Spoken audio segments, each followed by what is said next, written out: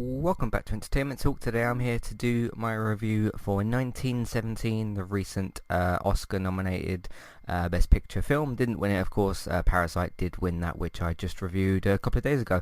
But it was nominated for a couple of other things. I think it won some other Oscars as well. But yeah, did really well at the Oscars, so deservedly so. I'll start off spoiler-free, of course, and then go into spoilers later. I think this film's great. I really do think it's quite good.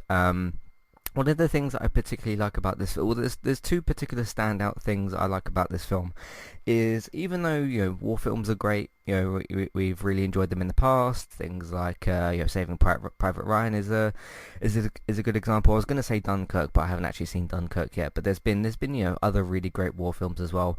But the two things that really stand out to me about this film is, first of all, this is a very different kind of war film. I don't think this is really spoilers. It basically follows. I won't say what these two guys are doing until I get into the spoiler section. But it's basically following these two young men who are given a particular order. Basically, that's as far as I'll go. That's the basic kind of like premise. I won't say what happens to them. I won't say whether they make it or don't. I won't say what the actual order is that they get given. But yeah. Just kind of putting that in there as like a separate thing, and this kind of being, this isn't your kind of standard just, two sides shooting at each other kind of war situation. This is very different. This follows these two young men as they go on this particular journey. I thought that was great. Another thing that really separates this quite well is this is a one take, this film. All shot in one take over, I believe it's like an hour 59, but let's just say 2 hours for, whatever. And that was done really well, and that's something not to like gloss over at all. There's only, for me, in terms of one shot anything, I think the last thing I'll just say consumed was probably God of War, the 2018 game, which was all done in one take, which is different formula and all that sort of thing. But yeah, that's the last thing I think I sort of watched or played that was done in one take. I can't recall too many other films or TV shows or whatever, or other games that have really done that as of recently, unless there's been some stuff that I've missed. But no, to put those two things together, and those two things, this journey of these two men and the whole one take thing really do go hand in hand really quite well. This might be a fairly short spoiler-free section, because in terms of me really talking about anything to do with this film, it's going to have to go into spoilery territory. But I'd really recommend the film. I'd give it quite an easy 10. Another 10 for me. It's good. I've watched 4 films in a row that I've really enjoyed now: Birds of Prey, Sonic, Parasite, and 1917. So let's hope we can keep the streak going, I suppose. But yeah, really enjoyed it. A lot of really great cinematography, a lot of really great, one big long piece of directing done really well. I think the guy's name was Sam Mendes, who directed this. I think his name came up. His name came up like multiple times during the film. But no, it's great. It's a film I really recommend. I don't even think like you quite necessarily have to be into war films just for this. I think if you just want a kind of, very much single focus, because it's all done in one kind of single take. If you want just a really great kind of emotional, not even necessarily war themed, if you just want a really emotional kind of singular told just sort of story, I think this is really kind of great for that as well. Yeah, I'm really trying to think of like things about the film that are great, because I don't have anything really negative to say about it. I think it's paced really well. I think it's acted really well, directed, written, everything that would go into the production has been done really well here. So I'm very much happy on that front with it. So I'd recommend it. I'd recommend that you go and see it. I'd recommend that you go in there and enjoy it quite a lot, hopefully. One thing I would say, just like I kind of said yesterday with Parasite, which of course you can go and check out the separate review for that, this is really kind of another, not quite as much of a think piece, I don't think, as much as Parasite. Parasite has, I'll just say, maybe more going on, perhaps. But this is one of the more films where like not much happens, and then like you get moments of like complete terror, basically. And I think the film's great at doing that. But in terms of that, okay, if you want to go to the cinema just to have some fun and just muck about with, well, not muck about with the film, but just watch something quite casual, this probably isn't the film for that. Once you're in the mood for maybe something that gets you thinking a bit, something that gets you very emotional, because there's obviously, war, there's a lot of emotion involved in there for lots of different reasons. If you want to be told just a great kind of story, I think it's really great for that as well. Yeah, I really do think that's all I've kind of got for the spoiler-free section. Like I said, everything that goes into the production of this is done really, really well. Obviously, it's not going to get a sequel and doesn't need one, that sort of thing, so you can take that conversation just off the table. It stands really great as kind of its own singular little sort of story as well, and I thoroughly enjoyed it. I do think that some people who perhaps don't appreciate this type of cinema as much will be bored in different situations, just like with Parasite, because in terms of like a meaningful think piece kind of cinema, this very much goes with the same category as Parasite, hence the best picture nominations, and of course Parasite winning that. But yeah, some people who are like, hey, I just want to go see a war film, and that's about it. I think this is gonna possibly disappointing them a little bit more, but just in terms of this isn't yours kind of like, hey, sit back and just watch these two armies fight each other. It's not really quite that. So yeah, very, very much enjoyed it. That's really all I've got for the spoiler-free section, unfortunately. But stick around with me here for a little bit. I'll let you know what we're doing next, which is next week. I believe it's next week. Yeah, I'm going to be seeing The Invisible Man, starring Elizabeth Moss, and mainly because it's Elizabeth Moss, and she's really great at doing those particular roles, that kind of, well, terrified character. If you've seen Handmaid's Tale, you kind of know what I'm talking about. That sort of those rougher roles in the industry, I think we can kind of say that. But I'll be seeing that next week, and then there won't be anything the week after, I don't think, because the Kingsmen is out, the prequel for Kingsman. I have no interest in that. And then I think it's Mulan and A Quiet Place, or A Quiet Place, then Mulan, I think. So those will be the next couple of films leading into the end of March. So stick around, we'll do some housekeeping, I'll let you know what else we've been up to on Entertainment Talk, and then we'll go into spoilers, but I'll give you one more warning before we get there. So stick around. Today's sponsor is Kualu. If you'd like to get started with a domain name and a website today, just click on the link in the show notes and that will take you over to Kualu to get started. They also have a live support chat system that you can use, which is in the bottom right hand corner. So get started with a new website and domain name today with Kualu. Hey everybody, if you would like to get the ad-free versions of all of our podcasts and support Entertainment Talk along the way, all you need to do is head over to patreon.com/entertainment talk. Sign up either as a creator or as a Patreon. There's no difference there. That's just the option for either becoming a creator now or just staying as a patron for the moment.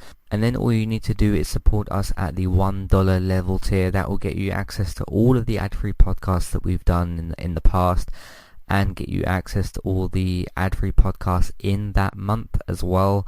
So it's a great way to support us on Entertainment Talk and to get rid of the ads and get your ad-free podcasts. You can also become a patron at the $3 level tier. That gets you access to ad-free podcasts and allows you to redeem a review of a TV show or a film of entirely your choice. That's one per month for either a TV show or a film review, which is at the $3 level tier. As always, thank you very much for listening. Back to the show. Alright, recently on Entertainment Talk, did a podcast with our brand new co-host. Entertainment Talk's got a new co-host, he's called Barry. And yesterday I did a podcast with him. We did a big discussion episode, talked a lot about DC, talked about some horror stuff, and we talked briefly about our impressions on the first couple of episodes of The Stranger, all spoiler free, so no worries there. And hopefully you'll enjoy listening to new co-host Barry. It was really, really great to kind of work with him and everything yesterday. And we'll see what the future holds with the two of us. So, well, he's going to be making another podcast with us, but we shall see how all that goes. But very much looking forward to doing more with Barry in the future. Parasite film review, just like I just said, spoiler-free and spoiler-split. You could listen to my thoughts on the other successful Oscar film, basically. Amazon Prime review, I'm going through all the streaming services at the moment and reviewing those. Last week I did Netflix, and this week I touched on Amazon Prime, obviously spoiler free because I'm talking about a streaming service, so no need to worry there. Just reviewing both of them in terms of the quality of content, the app, promotion, and some other bits and pieces as well. So Amazon Prime review, United cast, Man United beat Chelsea.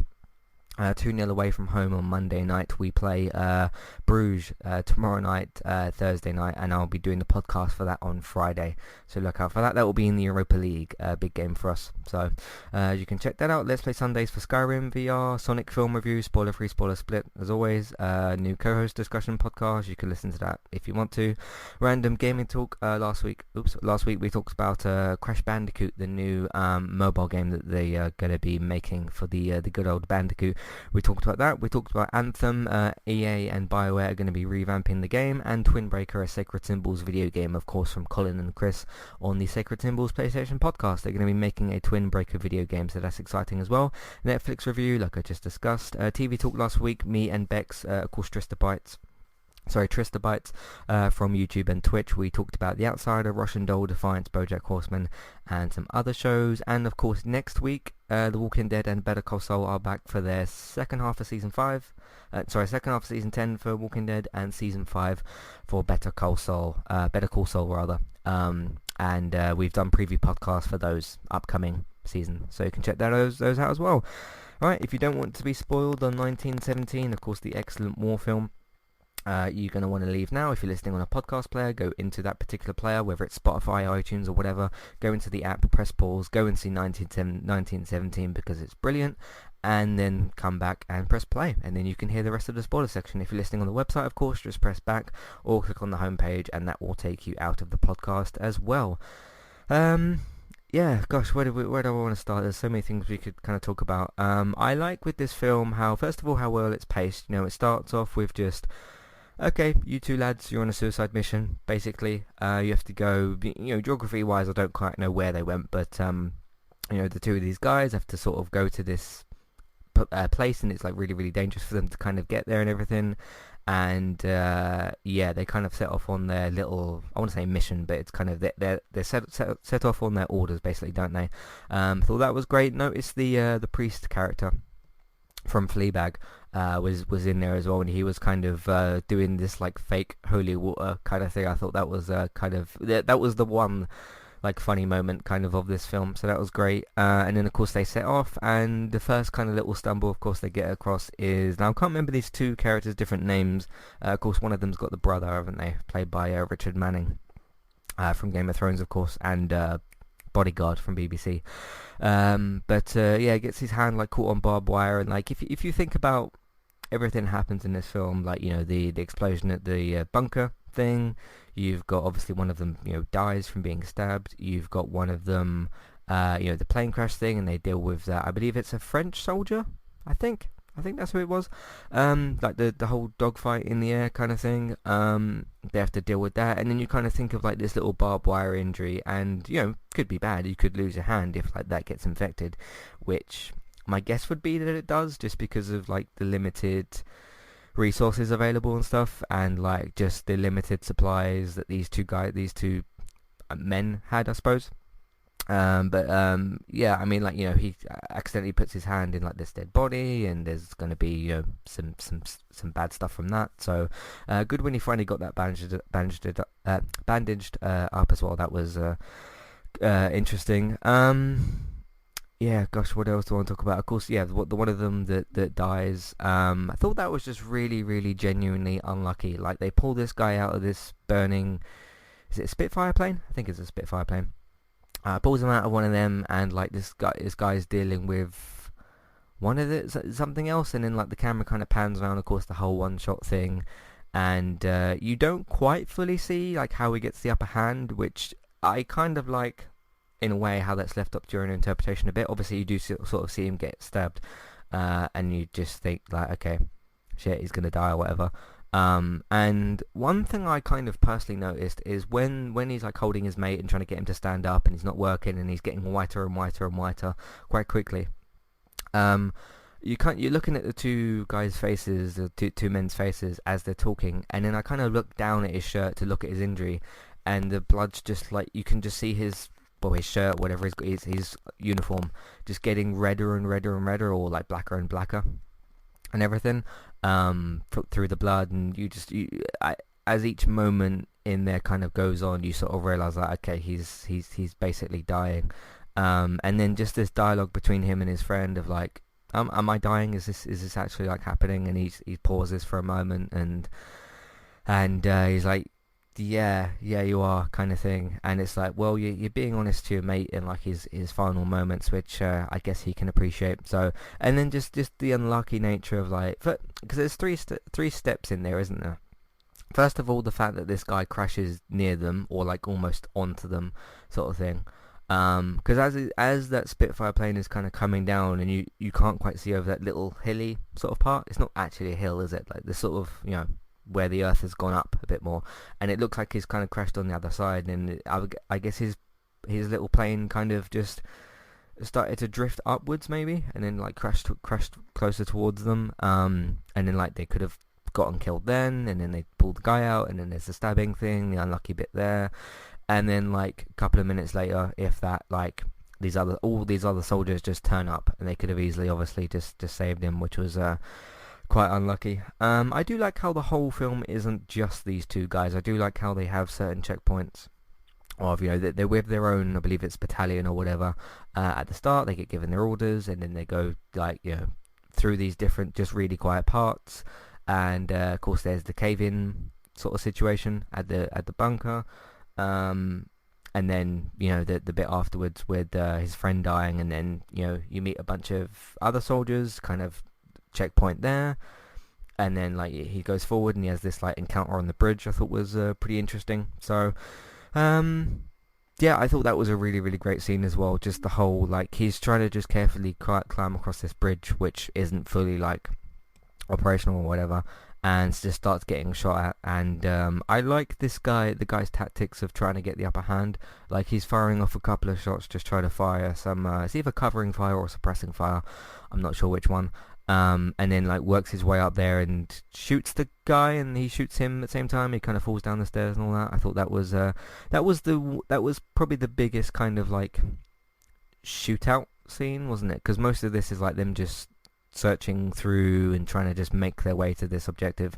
I do like as well the kind of urgency of like, we have to move. Sometimes you have to pause for little things here and there, like food, water, or like cow's milk or whatever. And then once he actually gets to the group, this whole urgency of just trying to push his way through all these soldiers, and like, it's Captain, I can't remember his name, it's Captain so and so there, it's like, and all these like other lieutenants or captains or whatever that he's meeting. I like, who the bloody hell are you? What are you like doing here? Like, you're miles away from your battalion or regiment or whatever. And like, because there's that one guy who kind of stands up, isn't there? He's like giving orders to his team, and this nobody to him kind of just butts in, and he's like, where's the captain so and so? And just the response from these officers of like, who the bloody hell are you? Why are you like cutting me off and stuff like that? Because just to kind of put a small personal touch on this, I used to be part of NTC, National Training Corps, and basically, yeah, you don't talk to a officer who's above you like that. I know there was a very important reason as to why he did that. The whole important. Okay, you have to cancel your attack to save thousands of men, but yeah, if you talk to an officer like that, which I never did. Obviously, I didn't have to give an order for thousands of men to not attack a particular army. But yeah, if you talk to your officer like that, you're gonna be told some words, basically. I mean, I've seen that happen to other people when they've tried to talk over other officers. But yeah, just this, because I've kind of like, on a personal note, that's kind of the only thing I can sort of relate to on that part of just seeing some like cadet sort of little officer guy talking to a captain, and like, he's trying to give this speech as to like what to do, and he's just completely cutting him off and talking over him, and just, yeah, the response from that was quite cool to see, and very, very realistic as well. That's what would happen. That is how that officer would talk to you. in that situation. Like, this is life or death. He's trying to give specific orders, and you're just cutting him off. And he does it to like 3 or 4 different officers, doesn't he? And just the kind of the response from these other soldiers, like when he's trying to push through, he's like, "Oi, mate, what are what are you sort of doing?" and all that kind of thing. And just the way he has to go up to all these different captains in that bunker and like, where's Captain so and so? I thought was pretty great, and you can just really sense the urgency of like just keep pushing through this crowd, just keep pushing through, and get to this officer. And just like every, I'll say higher up kind of officer he gets to, and they're like, no, 2 or 300 yards down that way, and he's like, all right, I've got to keep pushing through because he's there and he can't give up, kind of thing. And I did like kind of how, okay, he's a bit late, but not too late too, as to everybody dies. Obviously some people die, and he has to risk his life by stepping out from the bunker and everything. And that officer who says to him, Payla, what do you if you go up there, you're committing suicide basically, or that's like a suicide kind of mission sort of thing. Just the urgency of like, screw everybody here, doesn't matter what anyone says to me, I've got the most important order to give here, which is to cancel this attack, or to tell this officer to cancel the attack. I thought was really quite brilliant. And you did kind of wonder, like, okay, what if this guy dies as he gets there, or like what if because his friend dies, and I thought that was a good way to kind of set some stakes. But just the way that the way that, like, okay, what about if he gets there and like a bullet just hits him? He happens to be in the crossfire, a bullet hits him in the head, he's done. And then like, what if that kind of happens? That sort of urgency. Thought that was great. So yeah, thoroughly enjoyed 1917. Not for happy reasons, for obviously emotional, sad, touching kind of reasons, all that sort of thing. But brilliant film, really well done, and it's just interesting and nice to see. Well, not nice. It's just interesting to sort of see, or nice in an entertainment way, to sort of just see a slightly different war film. Not your usual kind of following an officer in a Spitfire plane and can we take this, can we take the enemy down. No, this was like a completely different kind of mission, and I thought that was great as well. So yeah, easy 10 for me, like I said earlier. If you've seen 1917 and you want to give your thoughts to me, you're more than welcome to do so. Matthew at entertainmenttalk.org, Twitter eTalkUK, there's a contact page and information in your show notes. Yeah, get involved as well. Let me know what you think. Do you think this was worthy of being nominated for the Oscar and winning the awards that it did and all that sort of thing? Getting the recognition it deserved, basically. Do you think it was worth it? And how do you feel about it? Let me know. So there you go. Like I said, next week I'll be seeing The Invisible Man, see how Elizabeth Moss gets on, and everything like that. So we'll see how that goes. In the meantime, of course, you can find all the content that we've got on entertainmenttalk.org. Lots of recent film reviews, and one to be arriving next week with The Invisible Man. Like I said, Walking Dead and Better Call Saul are going to be back for their returning seasons, or second half of seasons, next week. Gaming Talk podcast, we got those as well, so check that out as well. And get involved with all the content, entertainmenttalk.org. If you want to support the podcast, support Entertainment Talk, we're on Patreon. Please check out the $1 and $3 level tier.